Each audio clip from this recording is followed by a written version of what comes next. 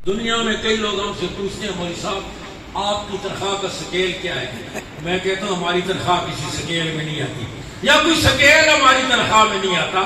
ہم تو وظیفے پر چل رہے ہیں، گریڈ تو میں نے رب میدان حشر میں دے گا. سبحان اللہ.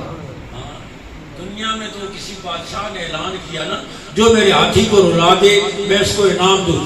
بڑے بڑے لوگ آئے، دردناک قصے سنائے، ہاتھی ٹس سے بس نہیں ہوا. ایک مولوی صاحب دور کوئی کالر ڈھاکہ سے بھی پیچھے سے آئے اور ہاتھی کے کان میں کوئی مختصر سی بات کی اور ہاتھی کی آنکھیں برسات کی جھڑی کی طرح برسنے لگی.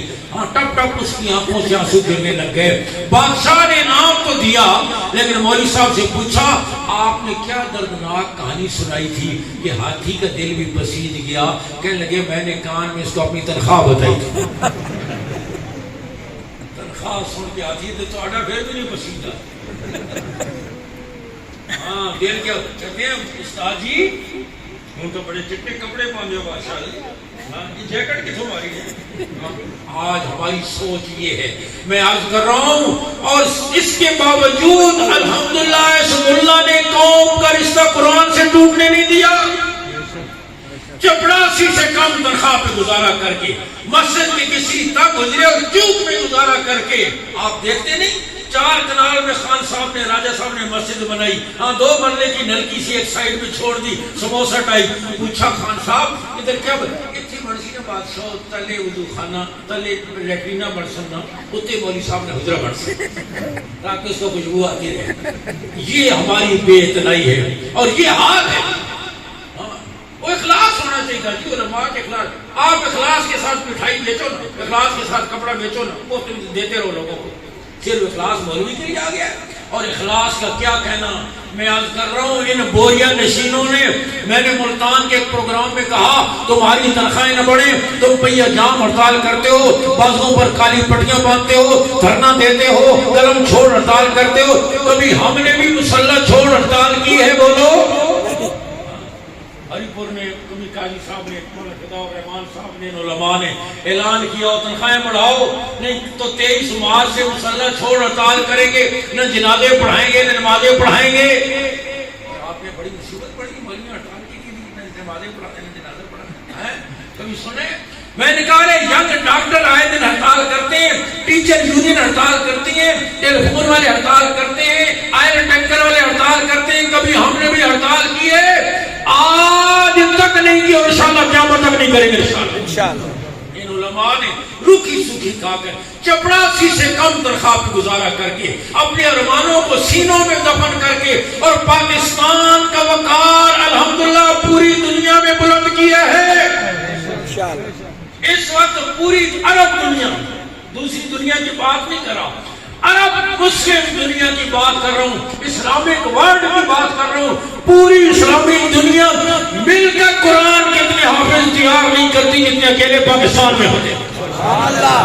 اور اس میں اکیلا نہیں، آپ میرے ساتھ شریک ہیں. آپ یہ مخلص بزرگ راتوں کو رونے والے، خون پسینے کی کمائی سے مدارس کے ساتھ تعاون کرنے والے، دیکھ کر خوش ہونے والے، ان بچوں کی تعلیم میں جیسے پڑھنے پڑھانے والے ثواب میں برابر کے شریک ہیں. آپ بھی شریک ہیں، یہ آپ کی قربانیوں کا ثمر ہے. میں عرض کر رہا ہوں پوری اسلامی دنیا مل کر قرآن کے اتنے حافظ تیار نہیں کرتی جتنے اکیلے پاکستان والے کرتے ہیں. یہ کورونا کے سال گزرے ہیں، دفتر بند رہے جزوی کلی طور پر، سکول بند رہے، کالج بند رہے، یونیورسٹیاں بند رہی، مدرسہ کھلا رہا. اور الحمدللہ ایک سال میں یہ ابھی سال گزرے، ایک سال میں قوم کو 1,07,000 قرآن کے حافظ دیے ہیں. سبحان اللہ. باقی ہر چیز کم، فیکٹریاں بند ہو رہی ہیں، دفتروں میں ڈاؤن سائزنگ ہو رہی ہے، لیکن مہنگائی کے باوجود مدرسہ بھی بڑھ رہا ہے، پڑھنے پڑھانے والے بھی بڑھ رہے ہیں. اس لیے میں کہتا ہوں مدرسہ سدا بہار ہے. ہاں سکندر مرزا کا دور ہو یا پرویز مشرف بدنام زمانہ حکمران کا دور ہو، مدرسہ کل بھی جوان تھا، آج بھی جوان ہے، قیامت تک جوان رہے گا انشاءاللہ. اس پر کبھی خزاں نہیں آئی، اس پر ہمیشہ بہار ہی آئی ہے. اور الحمدللہ ان علماء نے قوم کی ضرورت کو پورا کیا ہے. آپ بتائیں، آپ تشریف فرما ہیں، علماء کا یہ گلدستہ سجا ہوا ہے، آپ نے ہمارے ذمہ پاور پلانٹ لگانا، بجلی کی لوڈ شیڈنگ دور کرنا، کچی گلیاں پکی کرنا، پل بنانا، سڑکیں بنانا، مہنگائی کنٹرول کرنا، کرنسی کی ویلیو ٹھیک کرنا. آپ نے یہ کام ہمارے سپورٹ نہیں کیا. آپ نے ہمارے ذمہ حافظ بنانا، عالم بنانا، قاری بنانا، خطیب بنانا، مبلغ بنانا، جنازہ پڑھانا، نکاح پڑھانا، حلال اور حرام کی تمیز بتانا، یہ کام آپ نے ہمارے سپورٹ کیا. مسلمانوں سچ بتاؤ یہ ضرورت پوری ہو رہی ہے یا نہیں؟ پورے پاکستان میں جہاں جاتا ہوں چیلنج کر کے کہتا ہوں، مجمع میں سے کوئی کھڑا ہو کر کہے قرآن سیکھنا چاہتا ہوں قاری نہیں ملتا، سننا چاہتا ہوں حافظ نہیں ملتا، مسجد بنائیے امام نہیں مل رہا، جمعہ شروع کرنا چاہتا ہوں خطیب نہیں ملتا، مسئلہ پوچھنا چاہتا ہوں عالم نہیں ملتا، فتویٰ لینا چاہتا ہوں مفتی نہیں مل، کوئی ایک نہیں کہہ سکتا. نہ صرف کے مل رہے ہیں، جہاں ایک کی ضرورت ہے الحمدللہ 50 موجود ہیں. اور میں آپ سے پوچھتا ہوں، سعودی عرب ہمارا برادر اسلامی ملک ہے یا نہیں؟ بولو. کبھی تیل مانگتے ہیں، کبھی ڈیزل مانگتے ہیں، کبھی ریال مانگتے ہیں، کبھی قرضے معاف کراتے ہیں، مانگتے ہی رہتے ہیں. وہ بھی آپ تو اسی چندہ پہ آپ پلے پہ گیا. اور ہم تو کبھی سال کے بعد مدرسہ والی چندہ کرتے ہیں. ہماری حکومتیں تو اب روز ہی کرتی ہیں. صدر واپس آتا ہے تو وزیر اعظم چلا جاتا ہے، وزیر اعظم واپس آتا ہے تو آرمی چیف چلا جاتا ہے، وہ واپس آتا ہے جوائنٹ چیف چلا جاتا ہے، مانگتے ہی رہتے ہیں. اور اب تو ہماری حالت یہ ہو گئی، اخبار میں نے پڑھ رہا آئی ایم ایف کی قسط رکوانے، آئی ایم ایف نے جو ہمیں بھیک دینی تھی وہ قسط رکوانے کے لیے انڈیا پہنچ گیا، اس کو منہ کی کھانی پڑی، وہ بھیک ہمیں مل گئی.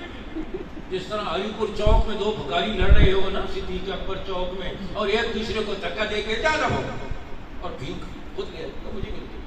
اور آپ یقین کریں آج ہم اس حالت میں پہنچ گئے. حکمران آتا ہے کہتا ہے کشکول توڑ دیں گے، قوم خوش ہوتی ہے کہتی ہے خوشحالی آ رہی ہے، حالانکہ اس کا مطلب یہ ہوتا ہے یہ کشکول چھوٹا پڑ گیا توڑ کر بڑا بنائے.